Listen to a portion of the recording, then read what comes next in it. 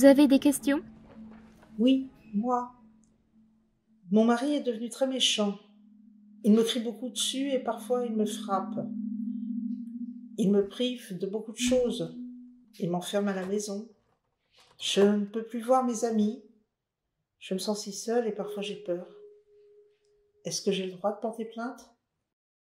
Si vous vous sentez menacé dans n'importe quelle situation, même si on vous dit le contraire, vous avez le droit de porter plainte contre n'importe quelle personne qui vous ferait du mal. Votre mari, un voisin, un collègue. C'est écrit dans l'article 15.3 du Code de procédure pénale. Vous n'êtes jamais coupable des violences que vous subissez, même si l'on vous dit l'inverse. Les violences sont interdites par la loi. Vous pouvez porter plainte dans les commissariats et les gendarmeries ou écrire une lettre directement au procureur de la République. Par exemple, si vous allez à la gendarmerie, imaginons que ce soit une femme gendarme qui vous reçoive, elle vous posera beaucoup de questions et demandera de nombreux détails.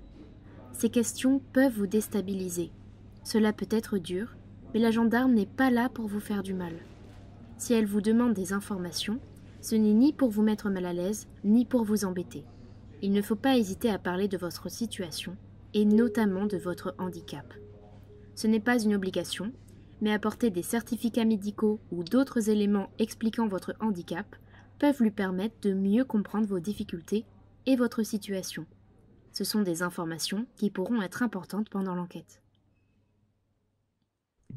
Parfois, il est aussi possible de rencontrer une psychologue ou une intervenante sociale qui vous écoutera et pourra répondre à certaines de vos questions. Cette personne n'est pas gendarme, c'est une professionnelle spécialisée. La rencontrer peut être moins intimidant que de se présenter directement devant un ou une gendarme.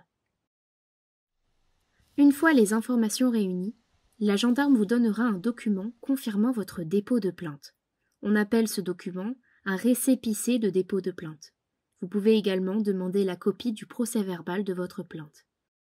Si vous avez peur de vous présenter à la gendarmerie, vous pouvez toujours prendre rendez-vous.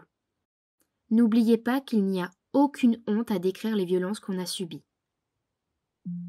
J'ai voulu porter plainte, mais la police n'a pas voulu, car je n'avais pas de preuves. Le policier avait-il le droit? Non.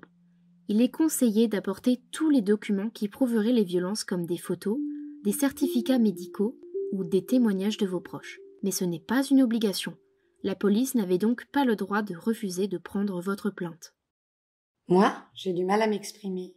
Je suis sous tutelle. Est-ce que j'ai le droit de porter plainte? Est-ce que j'ai le droit à tout ça? D'abord, j'insiste sur le fait qu'il est important d'expliquer votre situation, votre handicap. Vous n'êtes pas obligé, mais cela peut aider à la gendarme à comprendre ce qu'il s'est passé. Oui, une personne handicapée sous tutelle ou sous curatelle peut porter plainte seule. C'est un droit propre à chacun. Tout le monde a aussi le droit d'être accompagné d'une personne majeure de son choix. Si vous avez du mal à parler, cela peut être une bonne solution. Les personnes sourdes ont quant à elles le droit d'être assistées d'une interprète en langue des signes. C'est aussi écrit dans le Code de procédure pénale. Après le dépôt de plainte, il sera possible de faire une évaluation personnalisée pour voir quels besoins votre situation de handicap demande.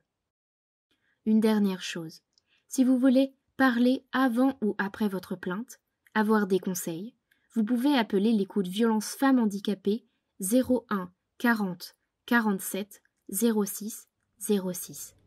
Des écoutantes formées seront là pour vous répondre.